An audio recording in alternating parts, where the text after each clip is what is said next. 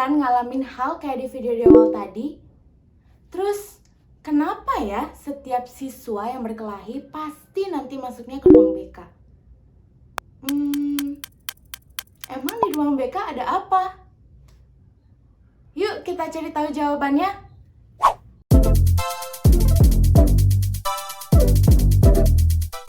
Presented by Group 7.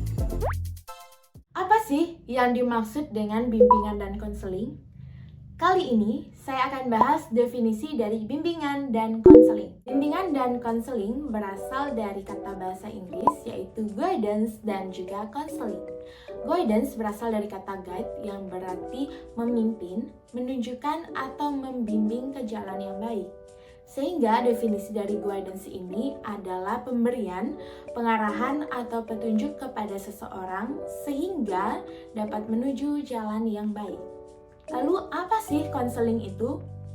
Konseling berasal dari kata counsel yang berarti menasehati atau menganjurkan kepada seseorang secara face to face atau tatap muka. Lalu apa sih hubungannya antara bimbingan dan konseling ini? Jadi bimbingan dan konseling ini memiliki hubungan yang sangat erat, yaitu pemberian bantuan kepada peserta didik dalam proses perkembangan kedewasaan dirinya dan bantuan penyelesaian masalah dari individu itu sendiri. Dan bimbingan ini lebih bersifat preventif, sedangkan konseling lebih bersifat kuratif.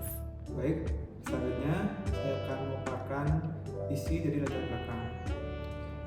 Karakter tiap individu berbeda satu sama lain. Sebagai lembaga pendidikan yang berperan sangat penting untuk membentuk karakter peserta didiknya, maka diberikanlah sebuah pelayanan konseling untuk mengarahkan peserta didik mencapai realisasi dirinya. Orang yang berperan dalam proses ini disebut dengan guru pembimbing atau yang kita kenal sebagai konselor. Baik, di sini saya akan menjelaskan isi dari tujuan dan fungsi bimbingan konseling. Yang pertama ada tujuan. Tujuan dibagi menjadi dua. Yang pertama tujuan umum dan tujuan khusus. Yang pertama tujuan umum yaitu individu dapat mengembangkan potensial seoptimal mungkin, menyesuaikan diri, dan mengatasi kesulitan dan hambatan yang dihadapinya.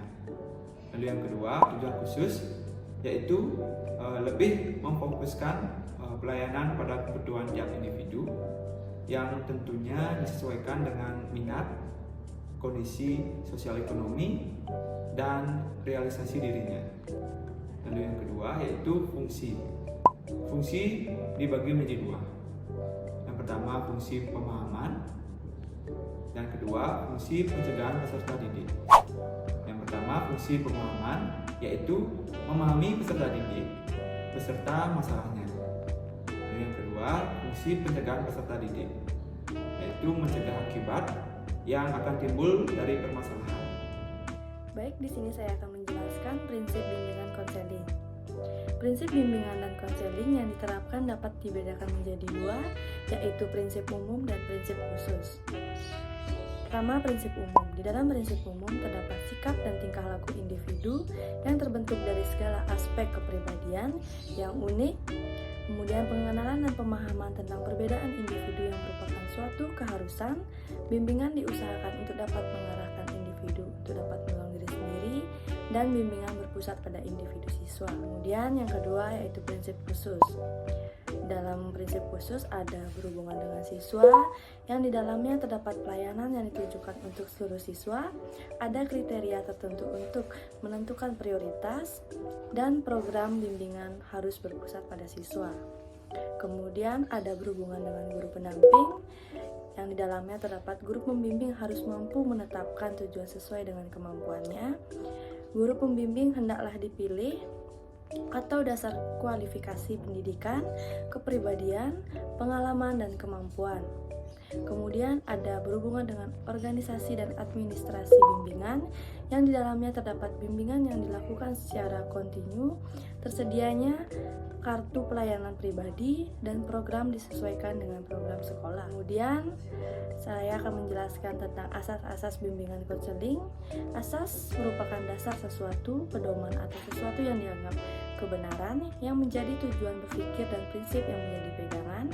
Asas-asas bimbingan dan konseling yaitu asas kerahasiaan, kesukarelaan, keterbukaan, kekinian, kemandirian, kegiatan, kedinamisan, keterpaduan, kenormatifan, keahlian, dan ahli tangan dan Tut Wuri Handayani. Baik, saya akan menjelaskan isi dari peran guru dalam bimbingan konseling.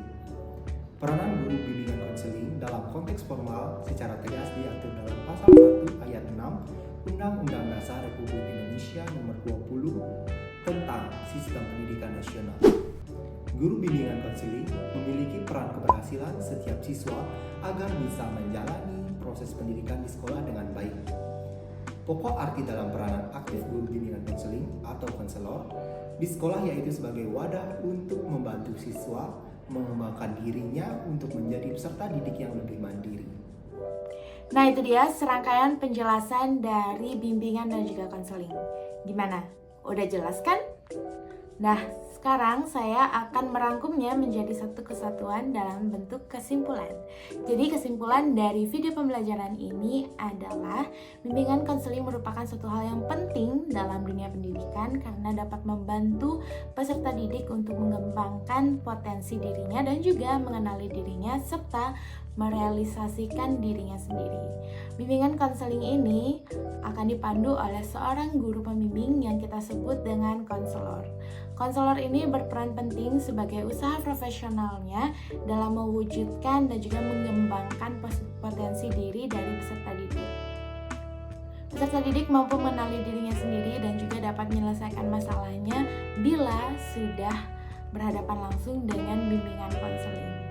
Dan juga bimbingan konseling ini sangat berpengaruh kepada pengembangan dalam dunia pendidikan dan juga lembaga pendidikan khususnya sekolah, sehingga dapat meningkatkan kualitas sekolah, kualitas diri dari peserta didik dan juga membantu mengembangkan karakter dari peserta didik. Nah, itu dia video pembelajaran bimbingan dan konseling mata kuliah profesi kependidikan dari kelompok 7. Sekian video pembelajarannya. Mohon maaf apabila dalam video pembelajaran ini masih terdapat banyak kekurangan dan juga ketidaksempurnaan. Dan jangan bingung lagi kenapa peserta didik yang bermasalah atau sedang berkelahi, punya masalah apapun, itu akan dihadapkan langsung dengan bimbingan konseling karena penjelasannya sudah kita jelaskan tadi. Oke, dan terima kasih atas perhatiannya. Dan terima kasih sudah menonton video pembelajaran ini dan sampai jumpa.